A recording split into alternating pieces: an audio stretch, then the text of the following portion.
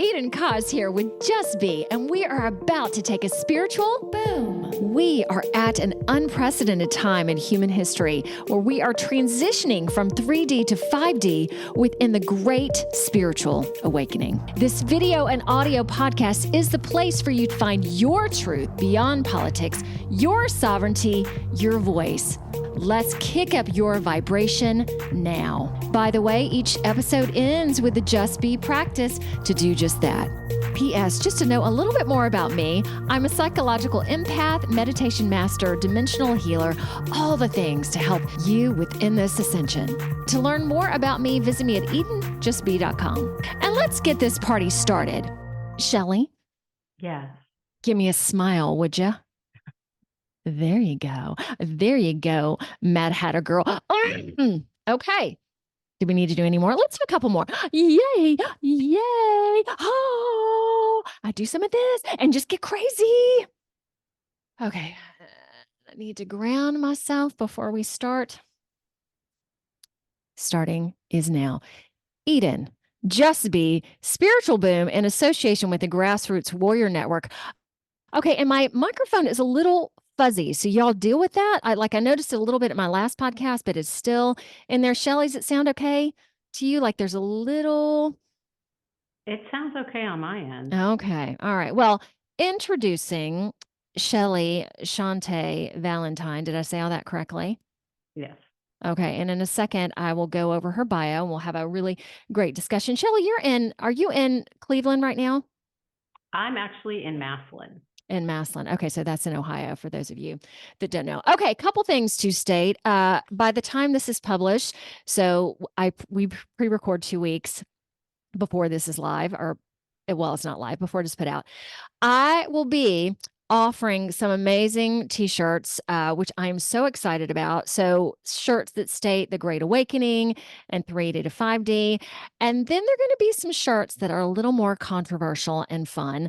I thought about that for a while and I'm like, it's time to stand out and stand up. So I'll be wearing them for those that are watching the show, be wearing some of them as well. So I'm very excited about that. And then also, this is so cool. And I'll just mention this now and start talking about it more as time progresses. I can now offer a powerful healing from the COVID vaccine. And I get just jazzed about this. I have my first healing session this Friday.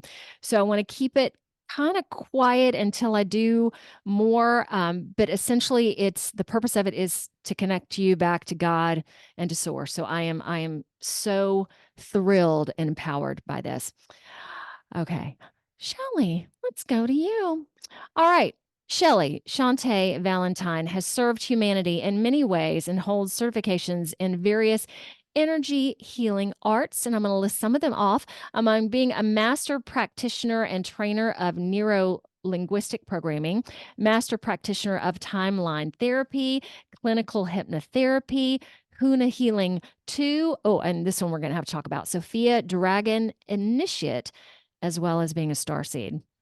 She was guided to create tools to assist people in their journey back to their true divine nature. She truly aspires, I love this, to inspire humanity to awaken and evolve to fifth dimensional consciousness where peace, prosperity, harmony, cooperation, and love abide. She is a multi-dimensional life coach, healing guide, author, and say that for me, Shelly. Ceremonialist. Thank you. Here to serve humanity and its transformation. Like, I know how to say these things, but when it comes time, I can't say it. Shelly is also an author under the pen name Chantie. Her first book, The Beloved, was published in 2020. She has published her latest book, Wake from the Trance, and her oracle deck is coming soon. Finally, she is a mother of 2 daughters, loves to garden and connect with friends at soulful levels. And to state, this is her first podcast. So welcome, podcast virgin. Thank you. Very exciting. I know you got your microphone for this. Is that correct? I do. Very good. And she and I have known each other for a while, but have not been connected. So I found you, I think you sent an email about your book.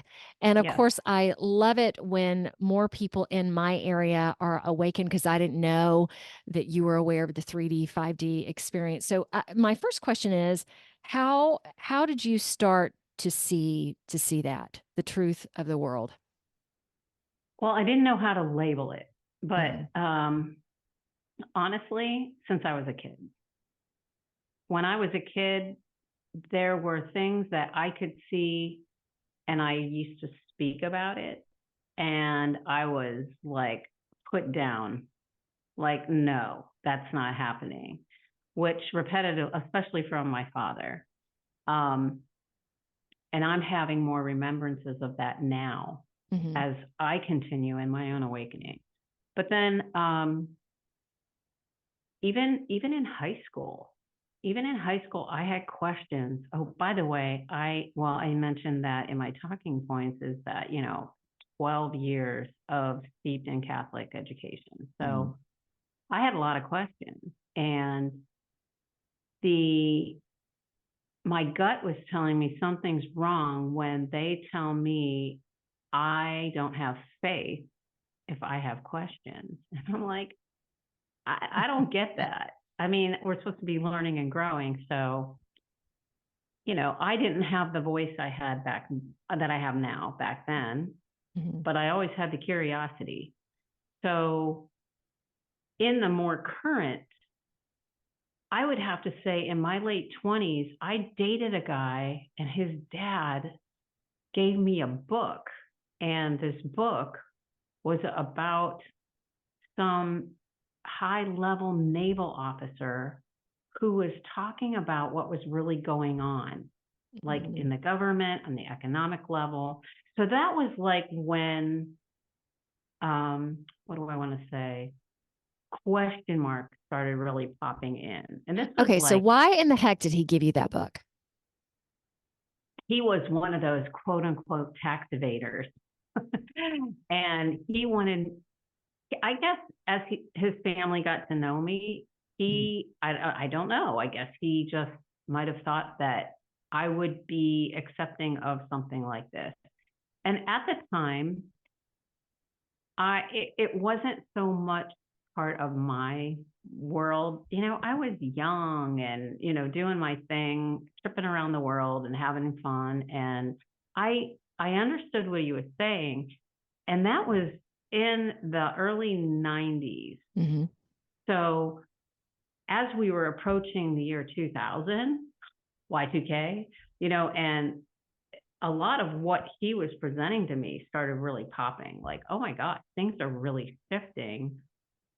How is that happening? So it's been an evolution through my entire life and it just keeps, the awakening keeps expanding and more and more and more. And I know there's more facets for me to expand into. Um, but I also trust the divine process for myself. So do you remember So when you were a child, the questions you would have or that you'd bring up specifically that people were like, oh no, Shelly, we can't go there. when I was a child, I didn't have questions. I Okay. had statements and they were shut down. Okay, can you give an example of that? Um, I can't. I mean, I Okay. don't have specifics, but I remember telling my dad things and the message to him that was constantly brought back to me is you don't know what you're talking about. But I could see the truth, and whether he could see it or didn't want to acknowledge it, that was a different story. And fast forward to his passing, let's see, in 2016, Okay. we were kind of adversarial throughout our life. He was all about the money, and I was about the humanitarian. Yeah, money's fine, but that was all. It was like money slant, and I'm like, yeah, but you're doing it and leaving bodies behind you. That's not cool. Anyway, after he passed, there was 5 days from his passing to his funeral, and I live close to a towpath, so I walk that regularly. And during that time, he and I made our amends. and forgave each other for the earth walk. And then later, I have very many psychic gifted friends around me. You know, one came to me and said, "Your dad said you're right." And I'm thinking, that man never said that to me. So he never said I'm sorry, and he never said I was right. So yeah. I sat down with her and had a reading, and she's like, "Oh my God, he's been bugging me all day long." And I said, "Okay, well, he said that I'm right. About what?" He said everything. Oh my And I'm gosh. like, I was like, "What?" I was like, "You asshole." We had to live through all this. Yeah. Anyway, but he didn't get it until the other side and saw the bigger picture. Mhm. So I guess following that, it led me back to that. I think I saw the bigger picture as a child, but people are so in their own little microcosms that they don't care. They didn't care. Well, now we're all caring because it all affects everything, because it's the law of one. So I mean, we're living it. And that's really a big component of the 5D, is coming back to the law of one. And all this me, separation, division, etc., will not function or survive in the 5D. It just can't. It's not that kind of consciousness. So when your dad expressed that apology to you, did you cry? How did that emotionally come to you? At first I was a little angry. Yeah. I'm not when I did the walk on the towpath. Yes, that was a little emotional, but I just felt like this big weight off of me, because I felt like I was pushing against with him all the time, and it's like, oh my gosh. And I would put myself in check. Is this just my ego? And then when I had that reading and he said what he said through the reading, that's when I got a little angry. It's like, why did we have to go through all that? Mhm. You know, why couldn't you just listen to me even once? You know, Mhm. but in retrospect from that, you know, that was the consciousness, and we had to go through that earth walk Right. together and glean the lessons. And I mean, if it weren't for him, I wouldn't have the backbone I have today. You know what I'm Yeah. saying? So Yes, it's I like, do. he was a hard ass. I mean, he really was. During his funeral, I called him the Maverick, because he was kind of like, he was rogue, kind of did his own thing. Just, he was a visionary. I mean, he had a lot of positive attributes, but I paint him in the patriarchy right beside Archie Bunker. Okay, yeah, let's talk about that, because you noted to me about your four brothers, submissive mother. Yeah, okay, so like Archie Bunker, like that kind of mentality to like really shutting you down. Like, Oh yeah. okay, whoa. He shut my mom down a lot. He shut me down a lot, and he shut down a couple of my brothers. Okay, did you You have any know, sisters or just your four brothers? 4 brothers. Whoa. Okay. Baptism by fire, baby.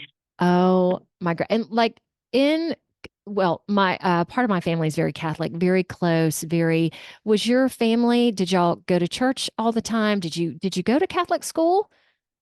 12 years. Okay, so really ingrained.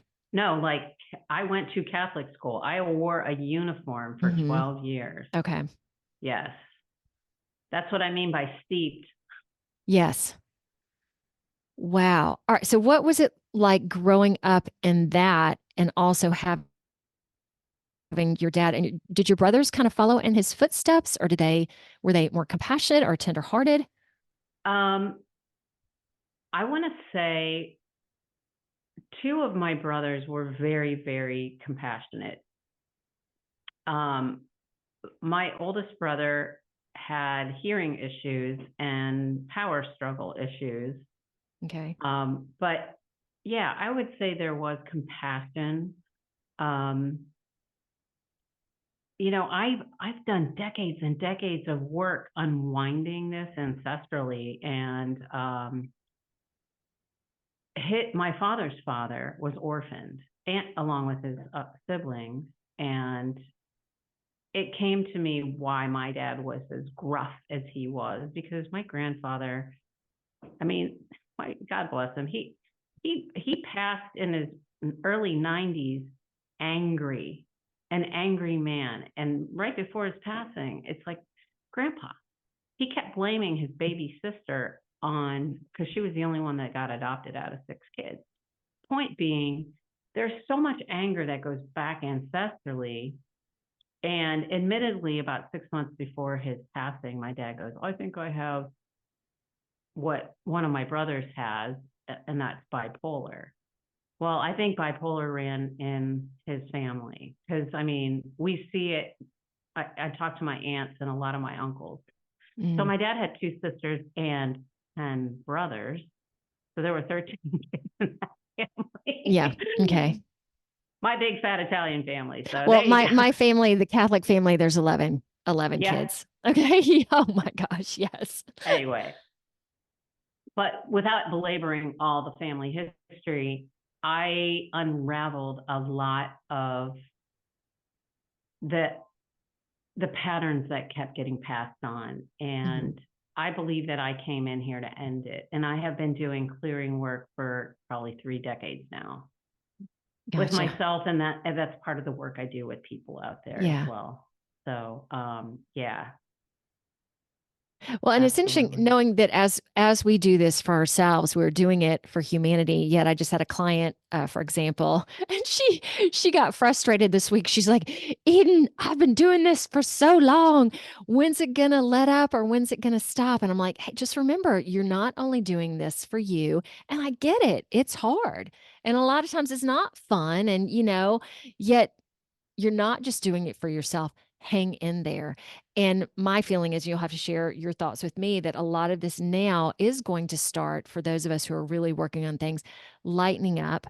I don't know about you, but there's a lot more magic happening to me right now. Not that everything's magic. I mean, there's still crap to work on, but the crap is amazing. Where are you within that, knowing that you've been working on this ancestral healing for decades? How are you? Well, so I do weekly emotion code work with somebody, and for yourself, for me, yeah, I'm the client. Got it. And this particular week, when he checked in, it's like there's nothing else to clear. And he checked on because I've been told this in the past, that I am, as an empath, I am here to help transmute energy for the collective. And I just got to say, that freaking sucks. Okay. Can you describe the body code for those who aren't familiar with that? Emotion code? Yeah. Is that Dispenza? No. That is, oh my gosh, the name's just eluding me right now. He's another chiropractor out of Montana. It's not that Joseph. Oh, wait a minute. Do I have that with me? Oh, here. I just happen to have this. I don't know if his name's on it. Dr. Bradley Nelson. Okay. He wrote the emotion code. Then he wrote the body code. Now he's writing another something code. I can't remember what it is. I don't know if it's been released or it's going to be released. All right. So how long have you been doing that specifically? I did it probably a decade ago with a practitioner, but more recently, I've been working with this guy weekly for, I don't know, 5 months, 4 or 5 months, every week. And it's parallel to the work that I do. Mine is more getting a detailed personal history and having a more conscious understanding of what's going on. With emotion code, are you familiar with emotion code? Yes, I am. Okay. So oftentimes, you don't know. It's just a muscle test, and they clear it, and they can test if it's cleared or not cleared. There are times they'll ask, do we need to know anymore? And that will come through. I've had past life. It's like, just more recently, I'll just share this. There were all these emotions connected to my mother. And I'm like, okay, that's interesting. And then there were these past life emotions coming up, and my intuition was saying, this is related to my mother. So I check in with him, and he'll muscle test for me. So that takes it off me. And to me, that's a pure test. And it turns out 3 lifetimes ago, I was married to my mother. And all that's so interesting. Oh, wow. And we're working out stuff in this lifetime too. So it's like, after that session, which wasn't too long ago, I'm like, this is never going to end, is it? Well, But and this is well, I was just going to add, it's so neat to also to bring up, which for me too, to be a healer, I I have someone that I go to. I do work all the time because part of this too is if I work with other people, I have to not well, I have to walk my walk and talk my talk. So it's not just, oh, I'm here to help you. I got to go through all this too. So I so appreciate you, Shelly, basically saying, yeah, once a week for this, and knowing that you've done all these other healings too, and that you're doing them. But even to get certified in them or whatever, you usually go through a healing process oh at the yeah, same time absolutely. when you do those things. Okay, I do please want to, tell more. yeah, I do want to say, so you were asking like where I was with that. There, it's kind of like waves, there's Yeah. ebbs and flows, and there's times where I'm in this flow and Mhm. nothing can rock my center. I am just so at Yeah. peace. And I know that there's a world out there and they're trying to impress it upon anybody that they can.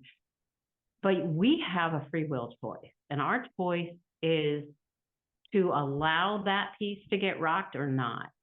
So I want to say that it's actually each individual's job to do their own healing work. And if Yeah. everybody did that, the projections would like slow down to nothing. There wouldn't be any judgment, because the other aspect is every single person walking this earth came in for a mission, and no 2 missions are alike. So that's where religiosity, tries to form these hive minds and say, well, this is how we believe. And if you don't believe this, then you're excommunicated, or we're going to shun you or treat you like an outcast. Mhm. And I've befriended more recently some folks that left the honest order. And it's so interesting how we left our childhood um, upbringing belief systems for Mhm. almost identical reasons, but totally different, you know, um, societies. Mhm. It's out there. And so that to me just gives me further proof that these patriarchal systems are coming down, they're crashing, because again, the energy that is tipped on one side of the scale will not survive. We have to have that balance. Mhm. We absolutely have to. So Neat. Do you mind for a second talking about the Sophia Dragon initiate? What is that? Kaya Ray, I think it's spelled Kaiara.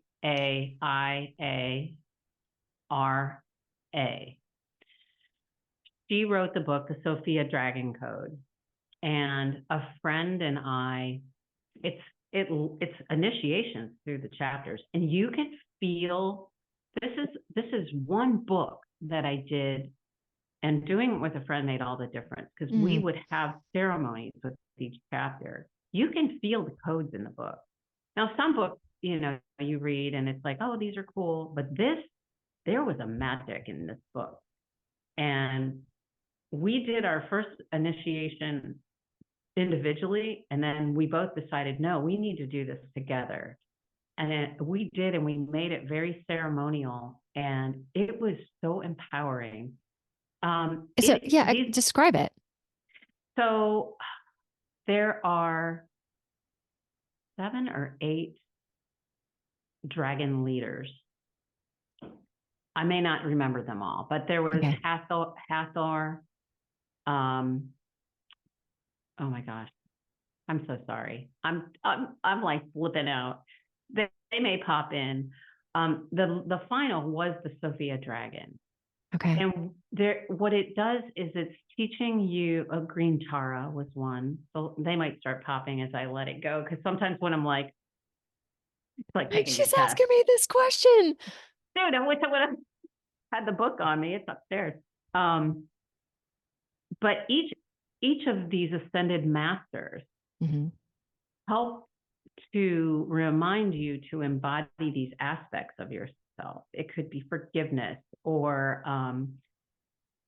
more self-love or communication. So there's various aspects that each of these ascended masters that you go through this initiation, and this book was downloaded and it is so lovely. It's so beautiful. I highly recommend it. So are these masters, do they have dragon energy? Are they literally dragons, or? The literal aspect of it, I can't answer. Okay, interesting. It's a dragon tribe. So I would say the energy for sure. The final Sophia Dragon was an actual dragon. I mean, the initiation process was the dragon energy and the dragons, and it's a visualization and what you go through. Now she does courses. You can go and meet with your dragon sisters and your dragon tribe, and she's got workshops and all this other stuff. It's really awesome. I just don't feel called to do that at this time, but it is bringing, pardon me, it's bringing various aspects of the divine feminine to restore balance. It's not to say, pro-feminine, it's to restore the balance. But to restore the balance, we need to bring in the feminine, because it's, like I said, the scales have been tipped and weighted to one side. So, and it's really funny because my dad used to call me a feminist, like in an ugly way, You goddamn feminist. And it's like, he would say it after I said, how about we just be a little kind? Oh, geez. Wow. Taking that little knife in there and just, I'm telling you, it was quite a journey. But anyhow, we're all good now. He's a protective guide, because I have, and that's so great. Like I said, I have very gifted friends, and I'll get a phone call or a text, and it's like, hey, what's going on? Are you okay? I'm like, yeah, I'm fine. Well, your dad's hanging around. I'm like, oh, So I would tune into that, like, what's prompting him to reach out to my friends, and maybe it's something I'm going through in the moment, and he wants me to know I'm with him. But he wore Obsession cologne, and there were times where I would get the scent, like I'd wash my hands, and then it's like, oh my God, my hands smell like Obsession. No way. And one time my daughters were coming in from school, and I said, smell my hands, and they're like, ew, because they were at that tween age. I said, no, smell this. Well, what does that smell like? They're like, oh my God, it smells like Papa. I'm like, yeah. Wow. And that was the second time it happened to me. Okay. So it's like, yeah, I've had interesting magical things happen, like that. Yeah, and that's so nice, kind of almost necessary, but it's not necessary. Can we transition into the death of your baby brother? What do you mind asking? This was in 1986. How old was he? What happened? He was 16. Okay. Ooh. He contracted bacterial pneumonia. Now let me rewind just a little bit. There is a blood disorder that runs in my father's bloodline called elliptocytosis. And what it would do is it would cause the spleen to read blood cells, which were elliptical in shape, like bad blood cells, when in fact it was just this odd anomaly of the blood. Anyway, 3 of my brothers had their spleens removed when they were very, very young. And my baby brother, like, he was 1 year old or something like that, because they were constantly jaundiced because the spleen was overworking. So with that being said, without a spleen, he had no, like, I don't know what it would be called, that regulates your temperature. Mm-hmm. And he got very, very sick, and his temperature soared out of control, shut down his heart, and boom, he was done. So we come to find out, because the Cleveland Clinic did a whole study on our family, like the big fat Italian family, took our blood, I'm a carrier, and I have been hospitalized for it. Okay. I've had what they call hemolytic crisis, but I've never had my spleen removed. Anyway, he passed. So did it come really quick? Like it just in a couple days he Oh no, went downhill or? he was supposed to go to a dance or something. Oh my I gosh. lived in California at the time. Okay. The only person that was home with him was my oldest brother. My parents were out of town. Everybody was out of town except for my oldest Whoa. brother. He got sick. It was in February. He was shoveling snow, and he just got really sick and came in and laid down. He was supposed to go to a dance or a party or something. Mm-hmm. And my oldest brother gave him, I don't know, something for it, Mm-hmm. cold medicine or whatever, and put him to bed. Well, sometime through the night, he went to the bathroom, fell over, and died. So Oh, it was that fast. how did your family react? Oh, I got to tell you, my oldest brother was playing Oh like my God. he was taking the guilt for all this. Okay. Well, it Oh, wasn't his shucks. fault. He Right. didn't know. He didn't know. But I mean, we've got family flying in from everywhere. And my dad's whole family, it was like everybody was on it. People were there at the airports to pick us up. They were with us all the time. It was a beautiful coming together. It was surreal. I was Yeah. the one that was flying back the furthest. It was a surreal moment, but so many people love this kid. And I didn't really get to know him because he was a kid when I left. And it was just a few years Yeah. prior. And was he a junior in high school or a sophomore? Yep, one of those One of sophomore. those. Yeah, he was 16. I'm Okay. not sure. I wouldn't say he's probably a sophomore because his birthday was in October. Okay. So very loved. And from what I learned from other Mm-hmm. people, he was just one of those kids that had it, if you know what I'm Mm-hmm. saying. Yeah. Very caring, very smart. Apparently, I learned that he wanted to be a doctor, but it wasn't obviously not on his path. Mm-hmm. I was already, my part of this journey, I was already scheduled to leave to go to Europe, my first trip abroad. Mm-hmm. And, after all the funeral and everything, my dad comes up to me, he goes, "You're going to live your life. You're going to go on that trip." And I'm like, as if, So were you in your 20s? How old were you? oh yeah, I was, let's see, 86,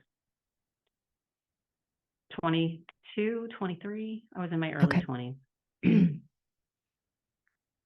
I had never planned on not going on my trip, but he wanted to insist that life goes on. You got to do Mm-hmm. your life. Well, apparently, unbeknownst to me, after I left on my trip, a lot of Mm-hmm. family members were pissed that I left. I guess that might have been why. Mm-hmm. I don't care. It's not their life, it's mine. But about a month later, I had a dream. And in this dream, I can still see it clearly. I've never had a dream like this. He came to me in this dream, and when he was a little boy, he was towhead blonde with those little ringlets. He came to me as that little boy. It was Okay. in a tall wildflower grassy like field. And he grabbed my hand, and Yeah. it was pure telepathic communication that he's great. He's doing everything's okay. I don't have to worry about anything. Mm-hmm. And I shared that with my family. Nobody got anything like that. And I mean, I remember waking up just like tears streaming down my face. It was so real. It was like so real. And I had never had an experience like that before. Okay. So was this kind of like you weren't into alternative spiritual things yet? Like, so No, was this just like a no. huge deal, like out of the Yeah, blue? yeah, I hadn't thought. I mean, I always considered myself spiritual, but I hadn't really been seeking out those things at this point in time of my life. Got it. Um, but yeah, so that was an epic, epic experience that I had in my life. And that was probably the first time I really questioned, what is death? So when Without you not, talked, right, yeah, well, when you talked about it with your family, were they like, "Oh, Shelly, good for you," or did they believe you, or "Oh, tell me more"? How did that go? nobody said anything because Oh, shucks. I'm the weird one. And they just know that. I spout sonnets of things and they just blow me off like, oh, she's weird. Mm. So what are you going to do? It's, they're not the people I talk to about stuff like this. I've got my family of choice. It's all good. Okay, so you shared it. No one really listened, yet it did have a major effect on you, which that was, it came to you, happened to you, you registered it, you felt it. it, it impacted me huge. Hmm. The same, it's not the exact same thing, but having that experience with my father, I would share that with my mother every step of the way. Hmm. Anytime I had the sense thing come in, hey mom, dad's been hanging around, you know, Hmm. her friends would say, do you miss your dad? I'm like, no. They're like tripping them out. I'm like, I can't miss him. He's still around. He's here. He still connects with me. And then they're like, whoa, like, what? I Hmm. said, it's like he's still here. So, and I give them these little examples. So anyway, it's okay. People are where they are. I have learned to just accept everybody's at their own level. Yes. And, you know, even my mom, I used to not talk about it because I used to Hmm. hide under that. I don't want to be too weird. Hmm. And now I don't care. I'm wide open with all of it, you know? So, So in terms of going a different spirit, in terms of looking at alternative, what started you on that path? Like going outside of the uh, box? um, okay. So in high school, kids used to just like tell me stuff. Like I was the Mm. shoulder and I wasn't even their friend. Like Okay, I this wasn't is in in their friend. I Catholic wasn't school. even, yeah, I wasn't really Okay. even in their friend group, but I don't know. I must have had a shingle or something across my forehead that says, come cry on my shoulder. I don't know. Then, I didn't know what I wanted to do with my life. So Yeah. I became a hairdresser. Oh. The, uh, an adult mentor of mine said, you're so good at braiding hair. Why don't you become a hairdresser? And I'm like, okay. And I just, you know, it was something. Okay. Well, what I learned about the hairdressing field is people are going to listen to their hairdresser over their bartender and over their therapist. So It was perfect on some level. All right. after a few years of that, I understood that. And then the desire to want to understand more. Mhm. And through this time, it was shortly after my brother passed where I always had this thing for Native Americans. So I started, my first metaphysical book was Lynn Andrews,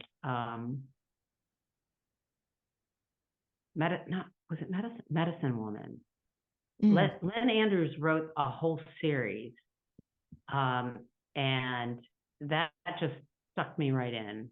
So it was about, you know, shamanic work and the story of a woman who, which was Lynn Andrews, how she was being called in dream time from a Crow shaman elder in Canada and her whole journey and all that. So I spent 2 decades studying and getting involved in ceremonial practices of Native American work. So I've done a variety of different ceremonies, including a vision quest in Big Bend, Texas. Woo. Yeah. Do you know why And you were then attracted to Native American, or was it mostly more to shamanism? Did you find a parallel life of yours where you were engaged in that? What was the attraction? that's just it. Most of my life, I was a spiritual magoo. I just didn't know. I just did it Nice. because I just did it. I I love I that. got into Huna. I This mailer showed up and it asked all these questions, and I'm like, oh my God, yeah, yeah, yeah, yeah, yeah. I'm answering yes to everything, classic marketing. And I was kind of I was really at a point in my life where, do I buy a house or do I go do this Huna training? I'd already put the deposit on the house, but I felt like there was this fork in the road for me. And I was asking Spirit, I'm like, okay, I really don't know what I should do. And this car turned right in front of me, and the license plate was a Hawaiian plate. I'm like, oh, well, I didn't trust things like that just at that point in time. So I asked the question again in the same car 2 days later. No way. I'm like, okay, I got it. I got it. So I lost my deposit on the house and I went and studied Huna. And Huna led me to NLP. NLP led me to clinical hypnotherapy, timeline therapy. So Okay, tell us it what feels Huna healing is. Huna. So in the Hawaiian culture, a kahuna basically is another name for a PhD. And you can be a PhD in so many different areas. Ho'omana is emotional spiritual healing. And that's the level of healing work that I learned. So out of 4 levels, I acquired 2 levels of that particular training. I've done Reiki. I've done so many other modalities and got the little pieces of paper, but it's not to get the paper. It was because I was drawn to it. It was like almost like, I can't not do this. I have to do this. So my soul was drawn to it. And then I discovered, after being invited to teach at a retreat in Mount Shasta, that I discovered I had 69 indigenous lives. Ooh. And that there were a lot that were Native American. Okay, got it. And, kind of going back to that Y2K thing, it was like people are like, oh my gosh, what would happen if blah, blah, blah, blah, blah. I said, I don't know, but I got to tell you, if I have a knife and some string, I think we'll be fine. And I think in one of my first readings ever, I was told I was Pocahontas. Oh, neat. So there was that aspect of, oh, okay. Now, some people dote on, I was so-and-so back then. To me, it's like, well, I'm in this life now. So, I mean, that's cool that it was that then, but, and it makes sense why I'm drawn to Native American stuff, but I don't keep falling back on that. But it's like the dots got connected and the puzzle piece is starting to fit, that there's something in my DNA, and each person has that from whatever experiences they've had in past lives or ancestrally, that could come forward. And I mean, how is it I feel so comfortable to say, if I have a knife and some string, we're going to be just fine. Like, we'll figure this out. To go out in the world without any of the comforts of home, we'll figure it out. So I don't know. This leads into all these timelines. The timelines are collapsing. We're living everything all at once. Things are getting weird and wonky, and just stay centered. Because yeah, it's like I've been time warping on some stuff, and it's like, oh, whoa. What's going on? Okay, do you want to lead right to your book, Wake from the Trance? What Sure. inspired you to write that. Tell us more of what it's about, even though it's parts of it are pretty obvious in the title. Yeah, talk about that a little. So I'm often awakened like at that between 2 and 4 hour, and like information comes in and I crack open my laptop or open a journal and I just start writing things down.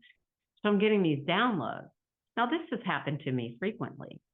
Well, in February of 22, this was the first download for the book, but at that time I didn't know it was a book. I just, it's like I get a download, I type it up, I file it, boom, done. It just gets tucked away somewhere. Yeah.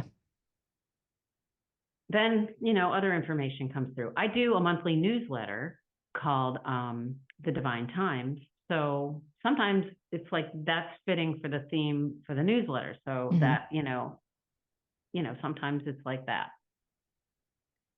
Then a couple months later, after gathering some more downloaded information, there was kind of an invitation. And it's like, we're asking you to write this book. And I'm like, I don't know that I really want to do that. They said, well, you have a choice. You can choose to accept it or we're going to find somebody else to do it. I'm like, well, if you put it that way, I'll go for it, Okay. Sure. All right. And after that, information just started flooding in. And then they said, we want you to use your experience. So, I mean, the beginning of the book is the epiphany, which the epiphany is when I was 17 or 18 years old. I think I was still 17. I was involved in a lot of sports. And I remember I came home. One of my favorite snacks was orange soda and Cheetos. And I'm watching TV, I'm a teenager, and just chilling on the couch. And we had one of those big projection TVs. My dad had a big screen TV where the thing slides out and it projects onto the screen. Yeah. So I'm having my snack, watching my show. The commercials come on.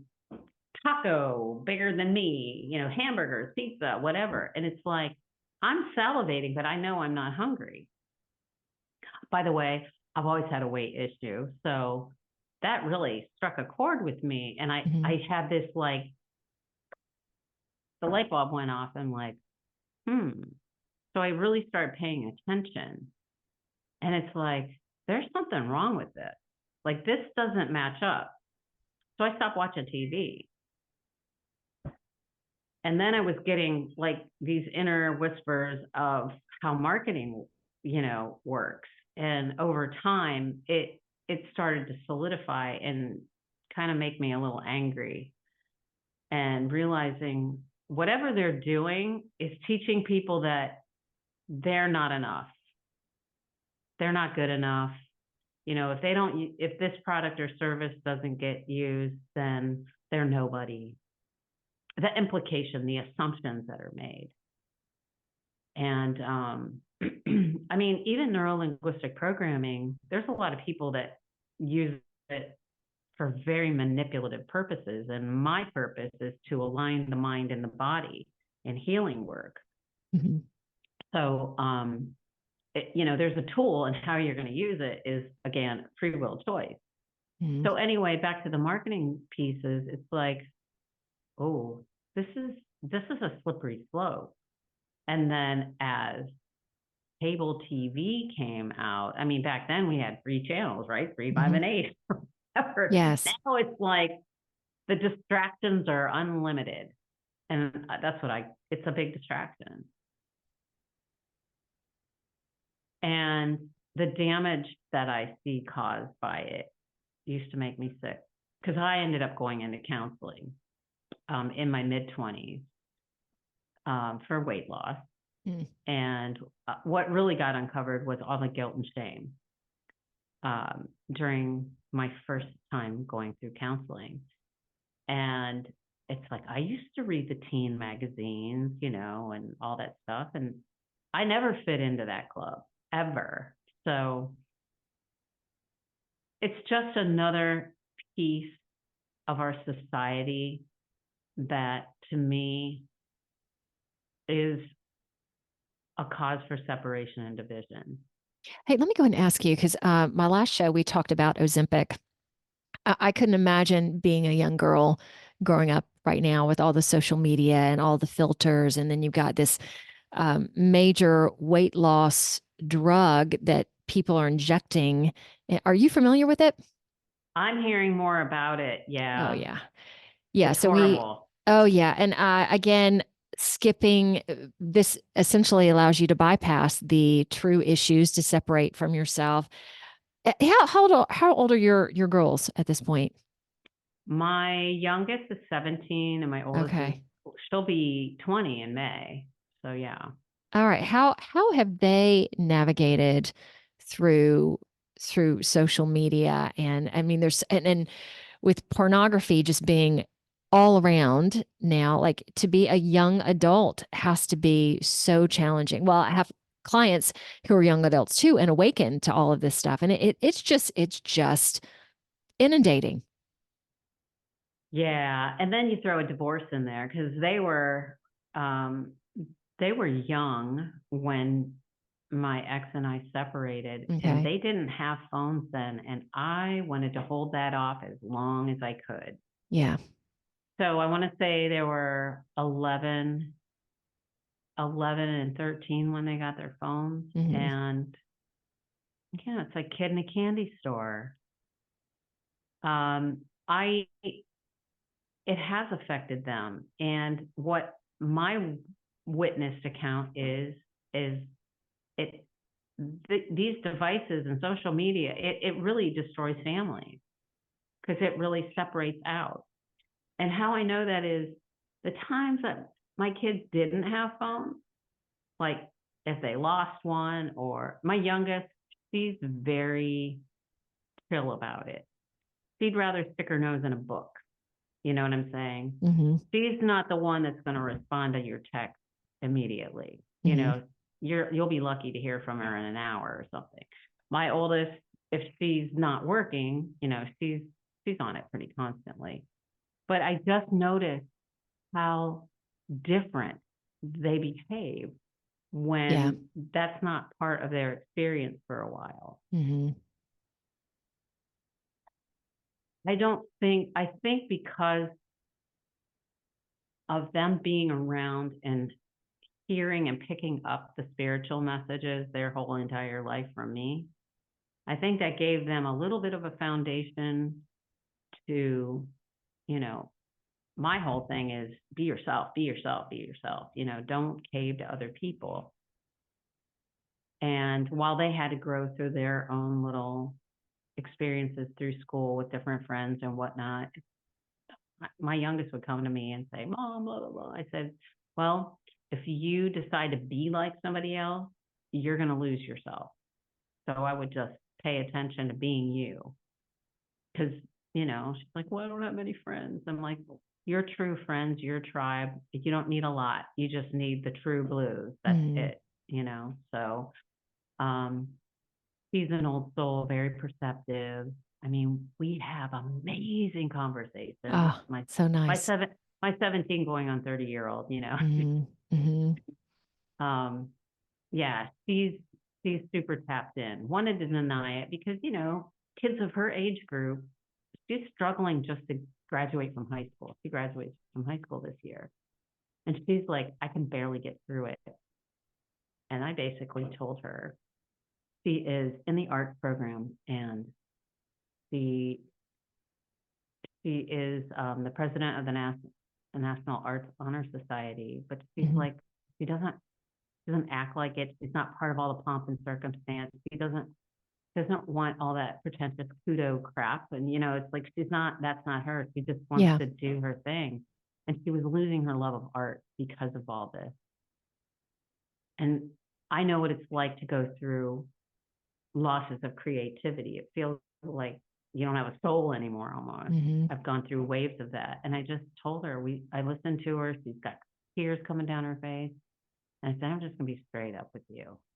You have to find a way to just don't give a fuck and just have fun. Just have fun. You got 3 months to go. Find a way to make it fun. Because there's all this pressure. There's so much pressure on these kids. Yeah. And then the kids just take on more pressure for themselves. And it's like, you need to just find a way to just make it fun. Who cares? It's not that big a deal in the I long have run. one client who's a senior, teaches seniors at a high school, and her kids come to her and basically say, "You are the only teacher we can come to who basically said you don't have to have it figured all out because there's so much pressure, even in high school now. What's your major going to be? Who are you going to be?" Which is just like, yeah, it's just so much is backwards again to get you into that gerbil wheel and to get you having this job and just so much programming. How with you being and I would like to go into the just be practice in a moment, Shelly. Yet Yeah. with your kids, how awake are they through everything? They roll their eyes at some of the things I say, Okay. but they're starting to discover some of the things I say are happening. So I don't, it's like I let them be where they're at, but they're starting to figure it out. It's starting to, I just got chills. yeah, they're starting So to it's figure some stuff out. But okay. just quickly going back to the book. Yes. Oh, there we go. Awake from the trance. Got it. Yes, It's please. Awake from the Trance of the Spellcasters. I'm outlining, it's a Cliff Note version of outlining various facets of our world where we've been programmed and conditioned to just say, that's just the way it is. Exactly. And what the message they were trying to have me get across to the people is wake up. And how to do that is you need to unplug and tune all that out and come in here. Be still for a little bit and listen to the guidance from inside you, because your guidance is not going to be my guidance or their guidance or their guidance. Everybody has their own guidance and their own truth. And that's okay.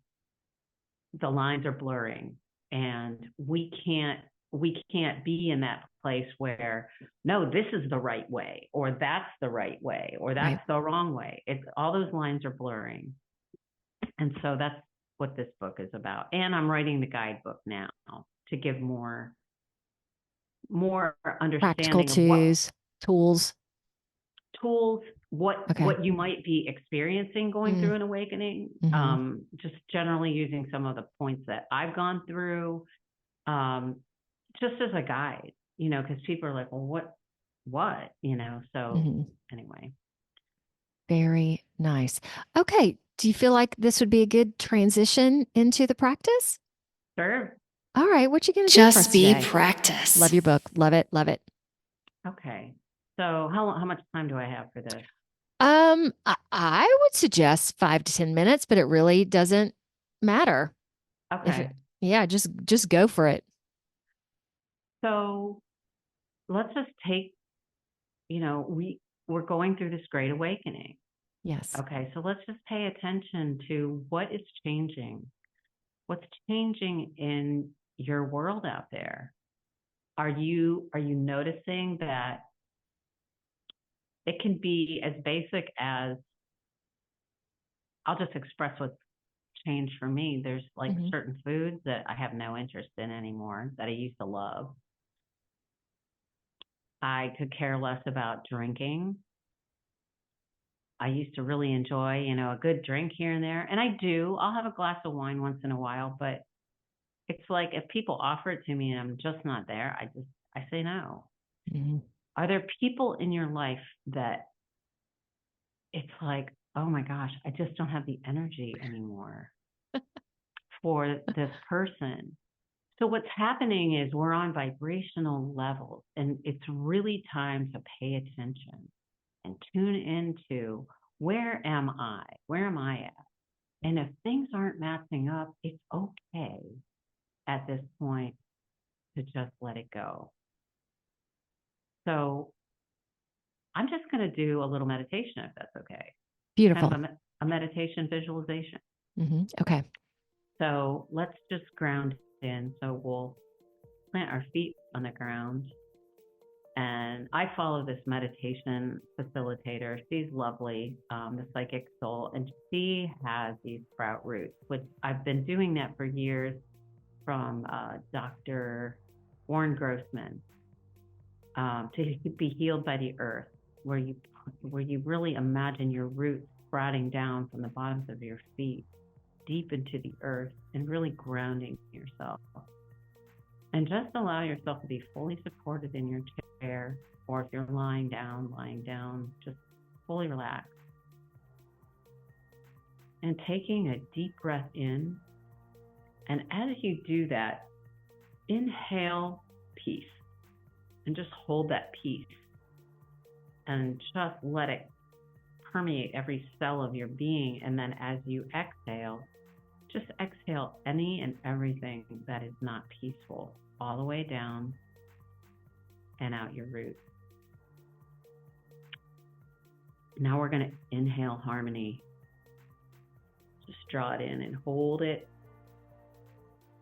And allow yourself to just be in this harmonized space.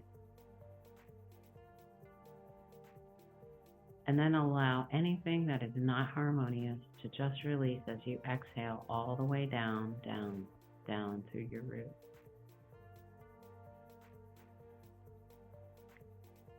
And now we're going to inhale love. And holding that love, let it swirl around your heart chakra and expand throughout your entire body.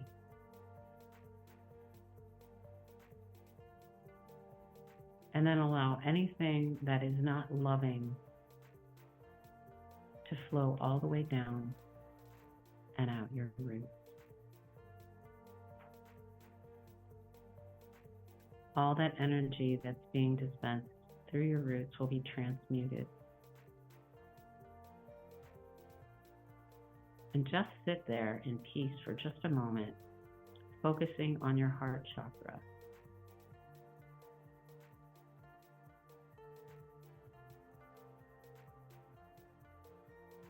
Many of you may be familiar with the Heart Math Institute, who's done many data studies on the intelligence of the heart, which far outweighs the intelligence of the brain.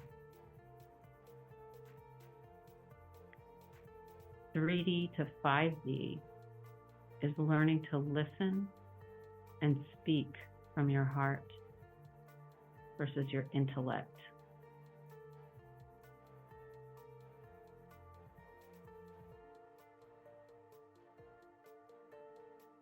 That heart intelligence is where the connection from your divine source flows through this physical vehicle.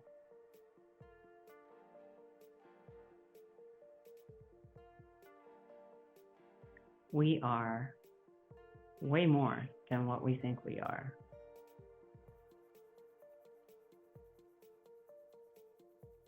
I personally feel like we're superheroes in disguise.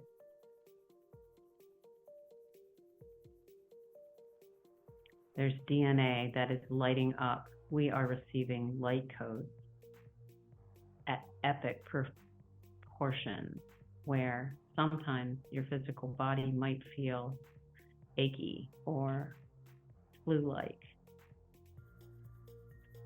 And that is your body assimilating, adapting, and adjusting to these light frequencies that are assisting you in expanding your consciousness, the cells of your body.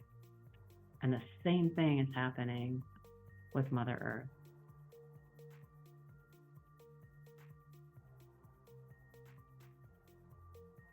We are going through an epic time in history. The entire universe is ascending, meaning that we are all expanding our consciousness.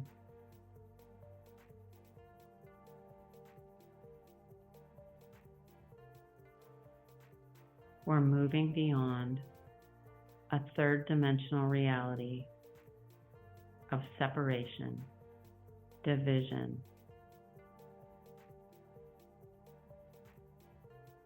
and me. We're moving and shifting into the fifth dimensional reality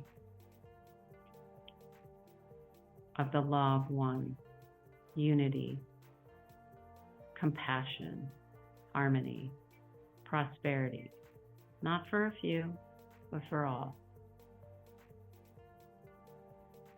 where we see more collaborating, more cooperation, more upliftment for all of humanity.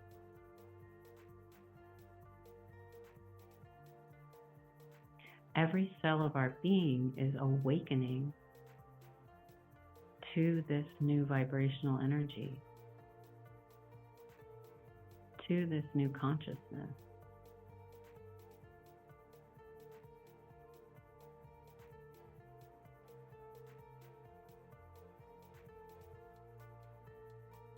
Allow for that to happen. And know you're not crazy. And you're not dying. You're just waking up. And you're not alone.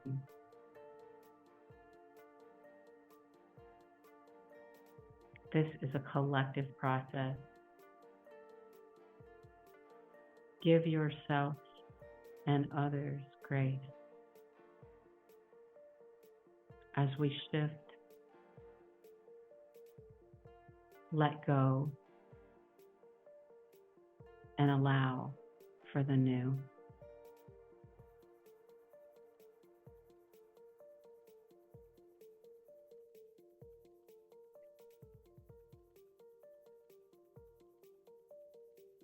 It's also the time to dust off the big dreams that were put on the shelf and really pay attention to what your soul is calling you towards. Often people ask, I don't know what my purpose is. I don't know what my mission is. And it's really simple. What brings you complete and utter joy?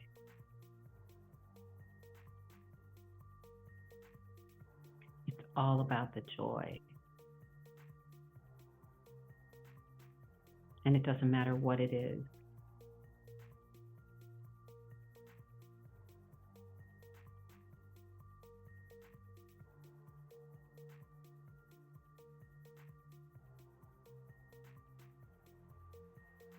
You are magnificent.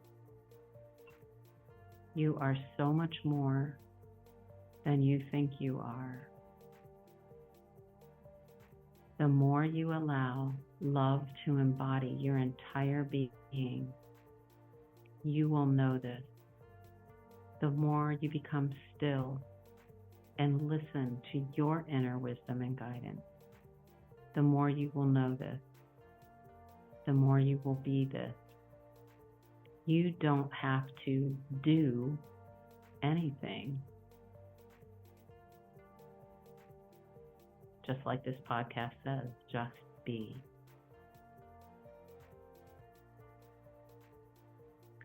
Be your true self.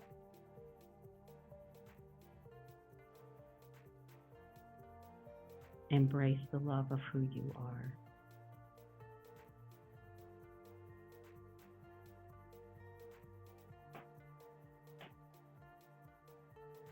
I want you to focus in on your heart and imagine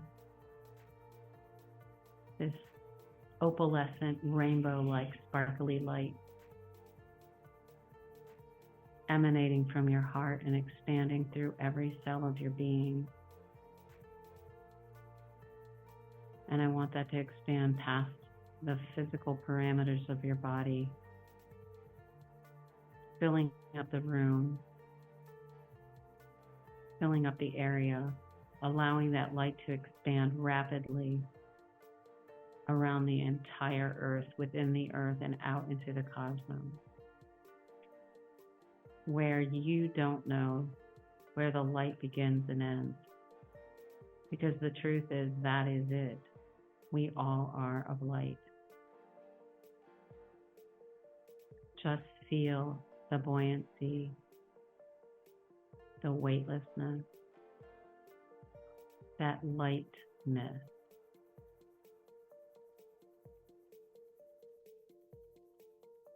Because you are the light.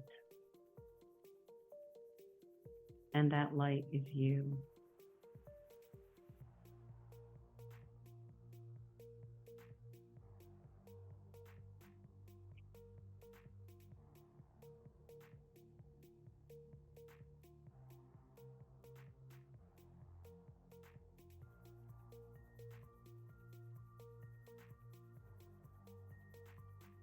Now take a moment, and as you inhale, draw all that light all the way back into your heart.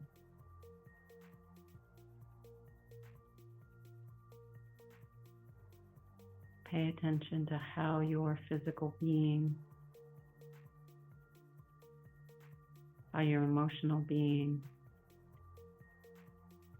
your mental being, and your spiritual being feel in this moment.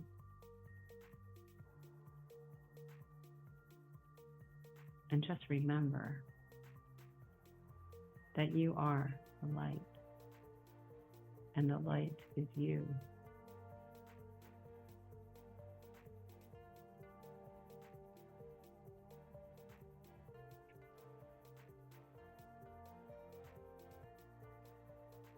And when you're ready, take a deep breath in.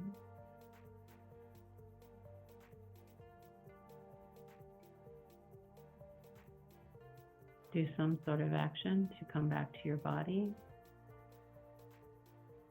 Move a little bit slowly.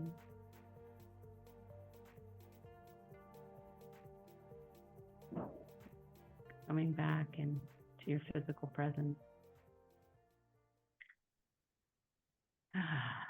Thank you.